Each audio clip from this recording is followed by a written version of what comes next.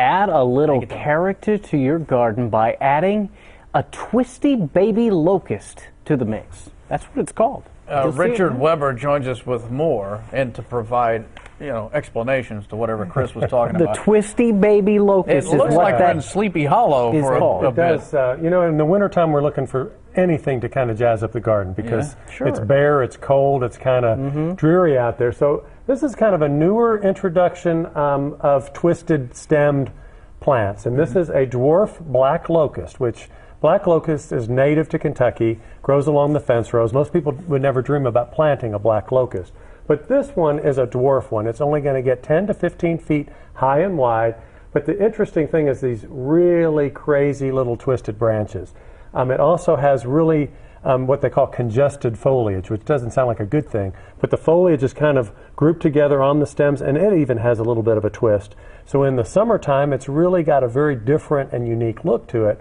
And occasionally these will even get a white, fragrant, pendulous or hanging flower like the traditional black locust that you see in the fence rows and things. So how much greenery are we talking about? It'll be covered completely? Well, look at that. You've got a little picture there. Oh, it's completely covered. All the stems will be full of these little But you'll still be able to see the twisty side of it. Absolutely, yeah. So you'll see the separation. But like any tree in the wintertime, this is when it's really interesting to have these planted where you can see them up against the sky or, up against a dark backdrop or something like that. This is another type of tree with a contorted branch called Unryu contorted mulberry.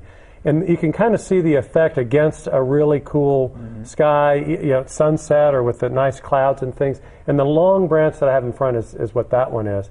Another tree that's very popular is this contorted Harry Lauder's Walkingstick. It's a type of filbert.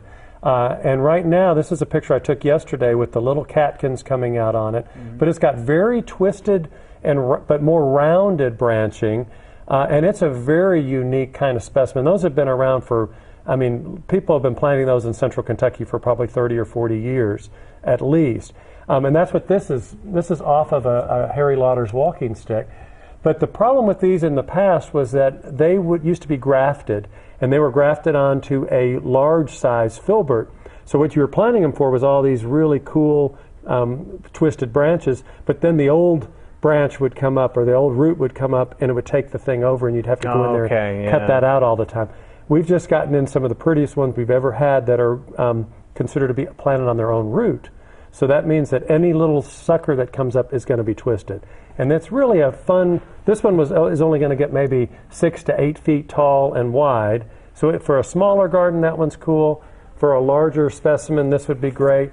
And even bigger will be any little mulberry. Sucker that comes up is going to be twisted. That's pretty much what I'm going to remember. Call Springhouse Gardens if you want to get more information. 859-224-1417. Or log on to springhousegardens.com. Good job as always, Richard. Thanks, guys. We'll be right back.